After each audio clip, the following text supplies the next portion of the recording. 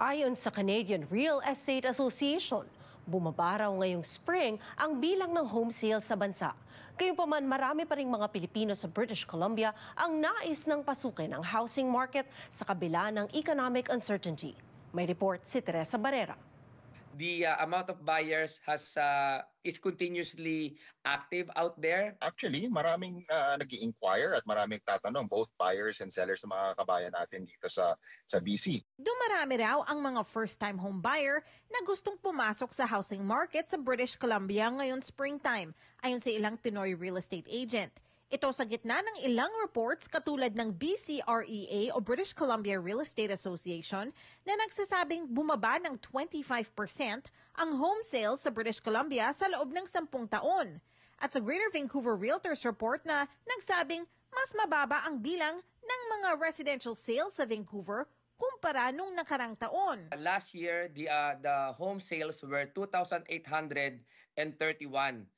As compared to April 2025, which is this year, the sales is only 2,163, which is a 23.6 decrease.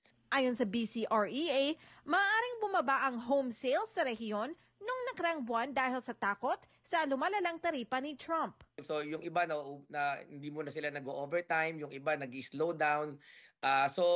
Based on that uncertainty sa trabaho nila, hindi pa sila makadecide kung magtutuloy sila into buying a home at this point. Pero matapos raw ang Canadian federal election noong April 28, lumaki ang interes sa pangako ng Liberals na tanggalin ang GST para sa mga first-time home buyers sa mga properties na nasa 1 milyong pababa ang halaga. From my understanding, if whatever happened, let's say we take GST out, regardless if you're a first-time home buyer or whatnot, that's 5%.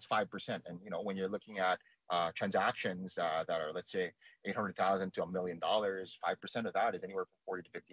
That's a big amount. That's a huge amount. So I can understand how that can impact people. Para naman sa mga gustong pumasok sa housing market ngayon spring at summer na may savings, may stable na trabaho at aprobado na para sa isang mortgage gamit ang current interest rates. And I think right now it's an amazing time in the market to buy. I think